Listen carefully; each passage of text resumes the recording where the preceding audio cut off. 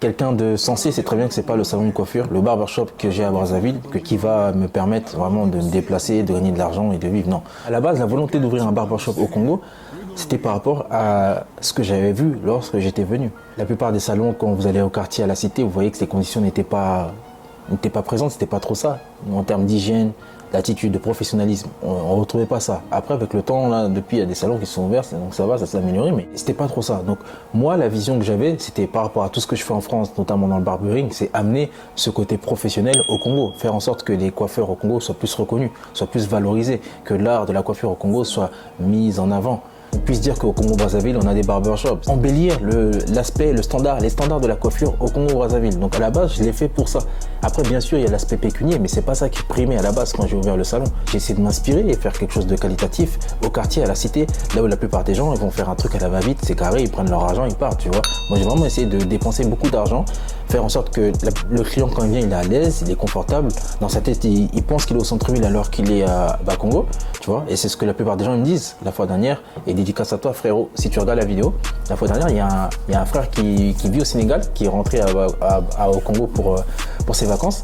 Et il est passé devant le salon, il m'a vu, il est rentré, il m'a dit « Oh, comment tu vas? Ouais, je regarde tes vidéos. Mais moi, quand j'étais au Sénégal, je pensais que le salon, il était en ville. » Je disais, pourquoi tu pensais ça?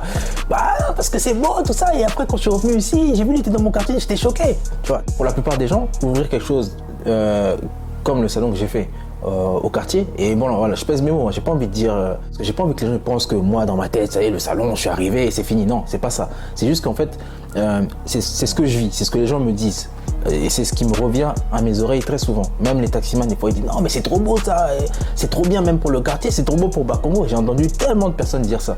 Donc les gens, ils ont une mentalité où quand il y a quelque chose de bien, forcément, c'est en ville. Quand c'est au quartier, c'est mauvais. Vous voyez. Et j'ai justement essayé de.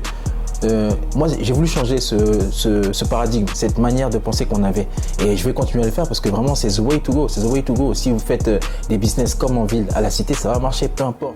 Donc déjà de 1, c'était pour générer de l'emploi, ça c'est classique, je pense qu'on doit tous participer de près ou de loin à créer de l'emploi. Si c'est des emplois qui vont permettre à une personne de gagner que 60 000 francs, 40 000 francs, 50 000 francs, 20 000 francs en temps partiel, peu importe ce que vous voulez, dans tous les cas vous allez contribuer indirectement à cette personne et voir aussi sa famille, parce qu'on dit que généralement un salaire ça contribue à plusieurs personnes, donc voilà, c'est pas négligeable. Si on était plusieurs à le faire, je donne un exemple, si vous êtes 20 personnes et que vous créez chacun 5 emplois, ça fait déjà 100 personnes que vous employez et indirectement il y a peut-être moins de 100 personnes qui sont touchées, donc qui sont impactées.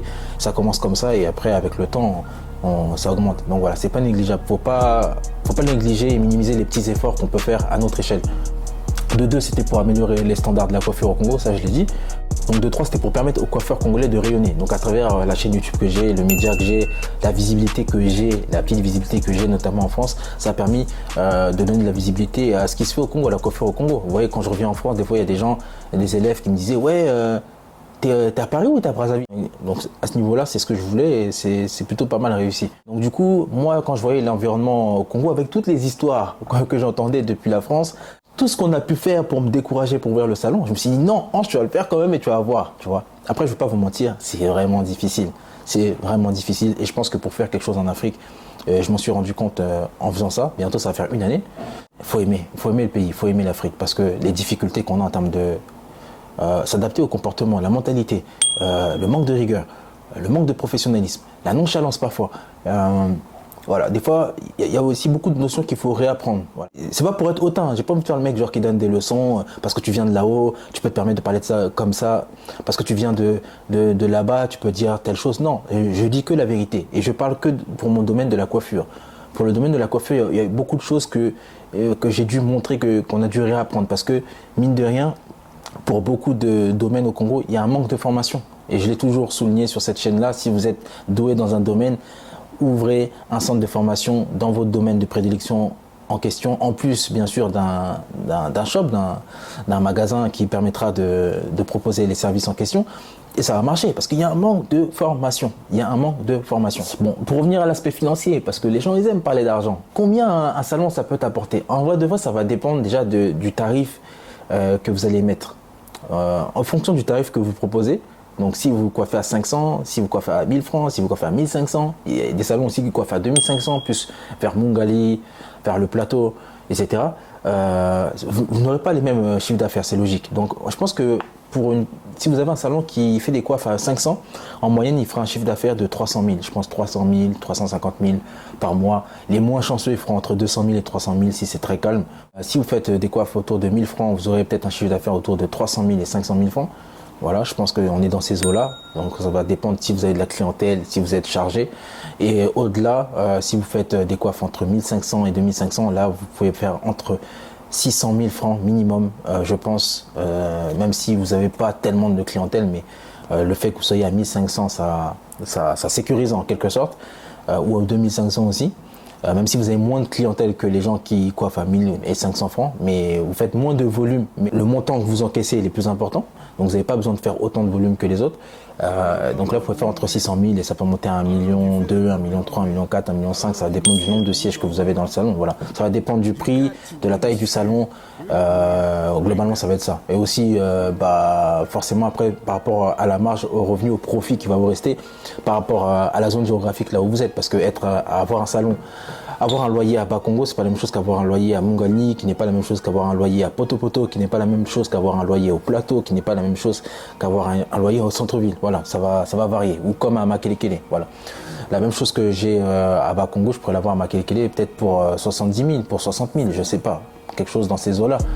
Mais je ne pourrais pas offrir les mêmes rendements. Je ne pourrais pas offrir les mêmes services parce que les gens n'iraient pas juste à Makelekele. Il faut parler français.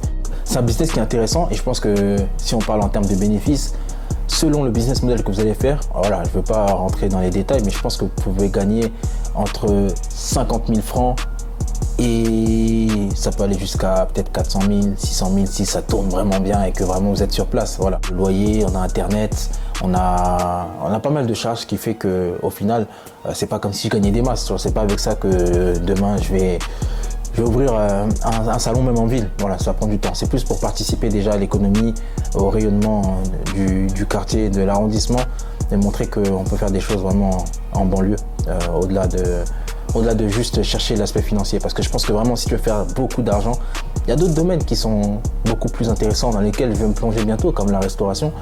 Mais la coiffure, il y a plus de passion que d'intérêt à vouloir faire beaucoup d'argent. Voilà, il y a plus le côté parce que je suis passionné, parce que j'aime ça, parce que j'ai envie de participer et d'apporter ma pierre à l'édifice dans ce domaine-là, faire en sorte que les gens puissent se coiffer dans des bonnes conditions, tu vois, que me dire que non, je veux gagner beaucoup d'argent. Parce que même quand on regarde les tarifs par rapport aux services qui sont faits, on a des tarifs qui sont vraiment très attractifs comparé aux autres salons. Si on se compare à des salons qui ont le même standing que nous, on est bien en dessous. Voilà, les autres salons qui ont le même standing que nous, voire des fois qui ont même moins de standing que nous, ils sont plus à 2500 francs, 2000, 2500 francs minimum. Nous, on est à 1000 francs minimum, donc la coupe simple est à 1500, 2000, 2500, ça va dépendre après de la formule. Mais en moyenne, le panier moyen, il est à 1800, 1900, 2000 francs, on va dire, si on fait un panier moyen. Donc voilà, il y a beaucoup de choses à savoir. Il y a beaucoup de gens aussi qui m'ont envoyé des mails, des messages pour ouvrir des salons. Il y en a beaucoup qui ont ouvert des salons même, inspiré des vidéos, ça fait super plaisir, voilà. Mais sachez une chose, c'est que le business de salon de coiffure n'est pas simple. C'est vraiment pas simple. Honnêtement, c'est pas simple du tout.